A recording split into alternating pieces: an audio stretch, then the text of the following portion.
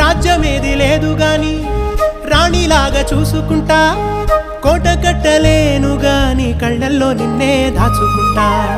రాత ఎట్లా రాసి ఉన్నా ఆ మార్చి నీతో రాసుకుంటా, స్వర్గమంటూ ఉన్నదంటే అది నీతోనే ప్రతిరోజు పంచుకుంటా.